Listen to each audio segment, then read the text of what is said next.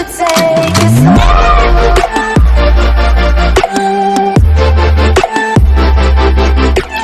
Flash guys, so, puntahan natin yung ating instruction. Siyempre sa OneFi doon sa GitHub.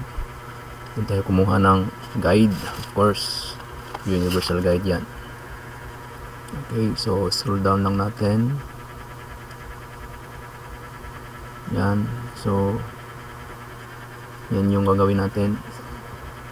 Ito, yung sa wireless. Yan. Yan yung gagawin natin. Yun. So, yan yung gagawin natin ngayon. Instruction. Check muna natin to. Okay. Ito sa microchip natin.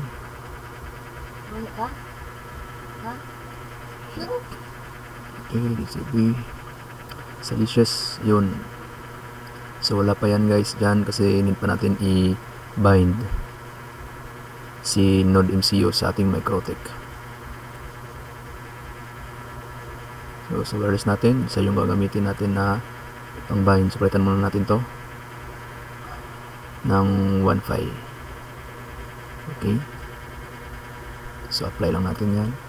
Pagkatapos, wala na password yan pag AP mode. Okay. So, punta na tayo sa ating cellphone para i-set up yung OneFi. Okay. So, punta tayo sa Wi-Fi natin.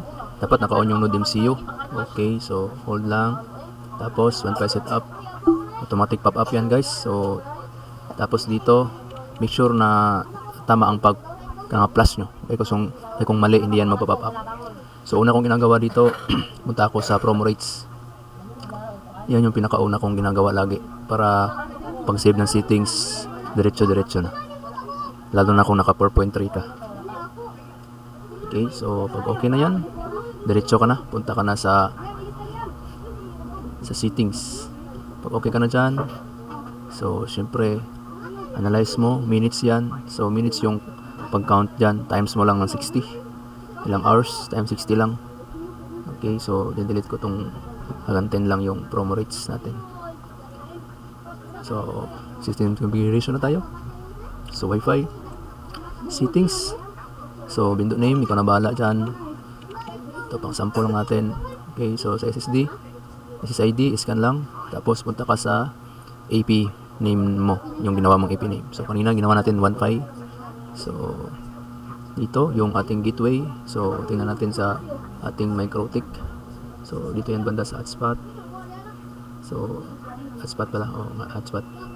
So, doon tayo sa hindi pala yan, server profiles. Yan, yung gateway. So yan yung ilalagay natin. So depende sa iyo. May iba kasi diyan na iba yung IP nila na gusto nila. Kaya kung anong IP na sinet mo, yan yun. Okay? Tapos dito sa ating microtik username, siyempre mag-add tayo.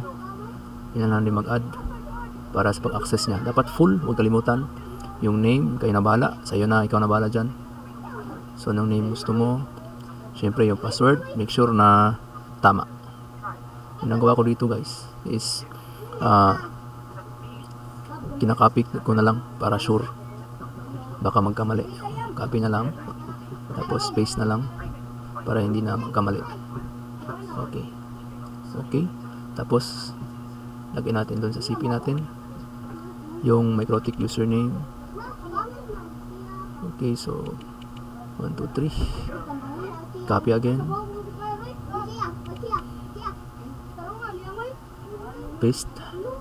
paste lang. Okay, so dito yung settings ko is keep alive. Tapos ito sa admin, nilagyan ko lang na yan ng 1. Admin 1. Sa operator, same lang, 1 lang nilalagay ko din para hindi na ako mahirapan. Okay, dito wala na tayong gagawin. Dito depende sa iyo. Depende sa settings mo din dito. Yung akin yung slot abuse count 5. Ito slot band minutes, constant band minutes. Okay, so depende sa'yo sa settings mo. Okay, so scroll up. Wala tayong gagalawin dyan, mga pin yan. LCD settings, wala na tayong gagalawin dyan. Voucher settings dito. O yung ginawa natin na yung ginawa natin dun sa yan. Yan yung ilalagay natin. Dapat parehas yan guys. Kung malaki, big letter. Kung big letter yan, dapat big letter din. Kung maliit, dapat maliit. Okay? Medyo sensitive yan guys. Then scroll up. So, wala na. Finish na to. So, dito, yung ino-on ko to guys. Reset factory settings. 10 seconds na naka-hold. Okay? So, dito 30 minutes nilagay ko na settings. So, depende rin sa'yo. Pwede 1 hour. Pwede 5 hours. Pero sa akin, pinaka-safe, 30 minutes lang. Okay? So, yun. Pwede ka maglagay ng API key. So, i-copy mo lang yan para sa feature mo na baka kailangan mo. Okay. Yung API, pwede gamitin sa GCash yan. GCash payment. Okay na yan. So, pag sinave natin to guys, dapat na mag-a-add yan sa Licious. Okay. So, save naman natin yun kanina yung MAC address niya kasi minsan marami na dyan nakalagay, kaya yun, ganun. So save, dapat pag in-okay ko to may lalabas dyan kasi connected, ayun. So yun, so lumabas na yan yung IP address, MAC address at IP address ni OneFi natin, ni Node MCU natin. Okay, so yan lang yung gagawin nating static. Okay, so dito na tayo sa ating MikroTik ulit. So may dalawang way kung marami nang nakalagay doon sa Licious. So dito mo lang siya hanapin.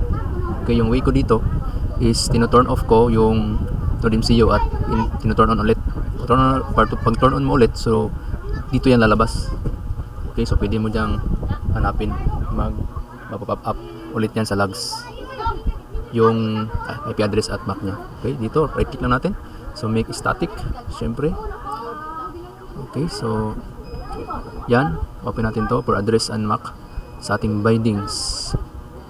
Hotspot, tapos IP bindings. Okay. Teka, tingnan natin dito sa guide na nasa GitHub para may guide tayo. Okay. So, taglit. Saan ba yung IP bindings? Okay, ito. Make static. Yan. Andun na yan. Okay, tapos ito. Yan yung address. So address list, huwag natin kalimutan. Bago yan. Dati wala yan, ngayon na meron. Okay, so sa baba, address list, gawa tayo. OneFi. Okay. So OneFi. Okay, so yun, address list. Okay lang. Okay, meron na yan. So, plus natin. Tapos, add natin yung MAC address. Yan. MAC address. Paste, copy natin. Tapos, paste natin dyan. Copy at paste. Tapos, yan. Regular. Bypass. Okay. All. All pala. Okay. Apply. Okay. Close na natin to para mas makita natin. Yun, sa IP bindings, meron na. Okay, so palababa ko lang.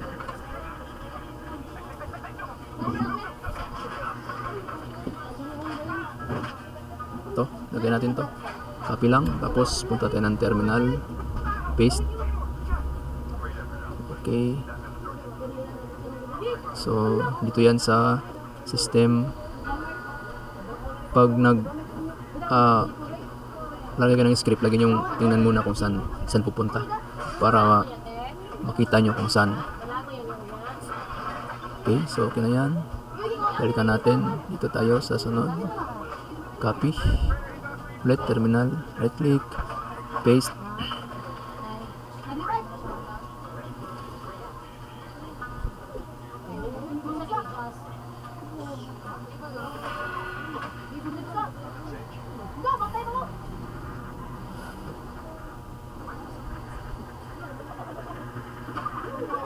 Saglit, parang may kulang to ha. I-paste na yung script, pero bakit parang may kulang sa wall garden? Dapat pala same. Okay, punta mo natin to saglit. Dapat same yung OneFi. Yan, copy natin yan. Kasi connected yung dalawa. Dapat parehas pala. Okay, connected yung dalawa. Okay, sa apply. Okay. Dapat pala parehas yun.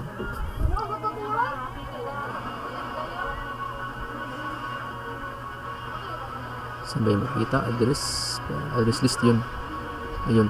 Okay. So, ito, copy lang natin yung script.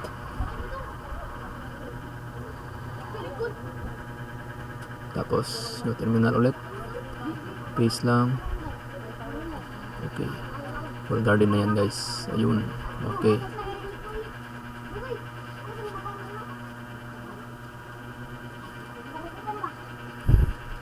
Close lang. Okay. Okay na yan. So, yun. Check lang natin. Yan na yung mga ito na yun. So, malapit na tayo, guys. So, tapos nito, yan na. Tapos, garden.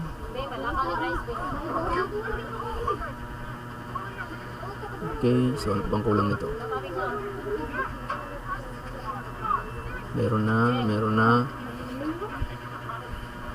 Ito, sa config, sa portal yun. Login, on login pala. Okay. Copy lang. Tayo sa spot ulit. Sa profile. Okay. Copy it. Tapos, paste. Okay. Apply lang. Okay. Okay, dito pala banda, guys.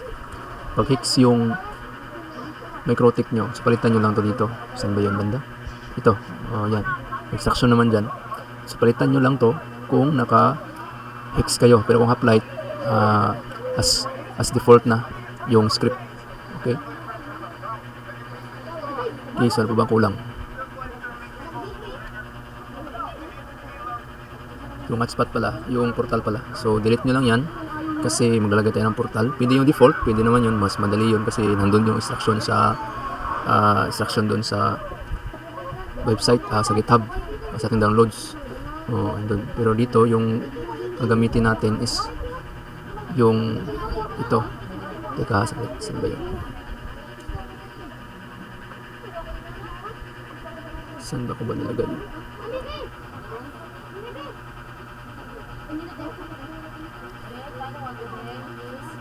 Parang ito ata. Parang ito yun. Try natin. Files. So, kung upload ka, drag mo lang yan. Diyan sa, okay. Kung drag mo na, yun. Automatic na. Ganyan lang mag-upload, guys. Okay, so, yun.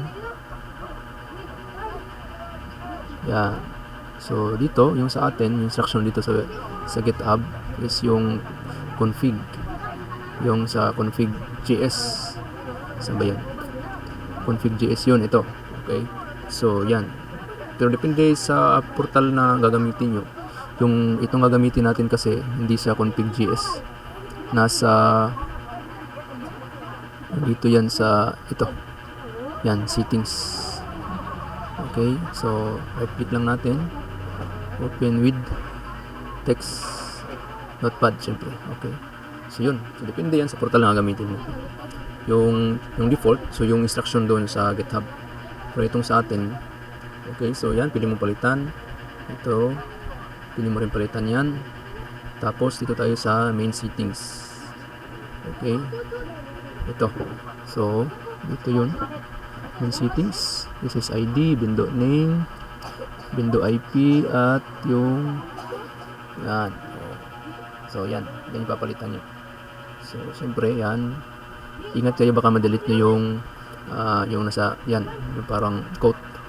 So, Wi-Fi. So, Wi-Fi. Okay, so, yung window name. So, dito, kayo na bala. Of course. Yung IP, siyempre, huwag natin kalimutan yung andito sa ating hotspot, yung bindings, yung bind natin na IP. Yan. O, yan dapat yung nakalagay sa ating base lang. Tapos yung ether, siyempre, ito interface, yung siyempre yung bridge kung saan naka assign para kay hotspot. Yan. Copy lang. So dapat parehas yan. Okay. Para mas ma-identify niya. Okay. So yan, bridge. Yan. Okay. So katapos yung palitan, save lang. Okay. Pause muna natin. Tapos, yan. Balik muna tayo dun. Kung saan mo siya kinuha, guys, dun mo rin siya ibabalik. Okay. Yan. Palit mo lang kahit huwag mo na i-delete yung current. Automatic upload na yan. I'm Byron Jackson.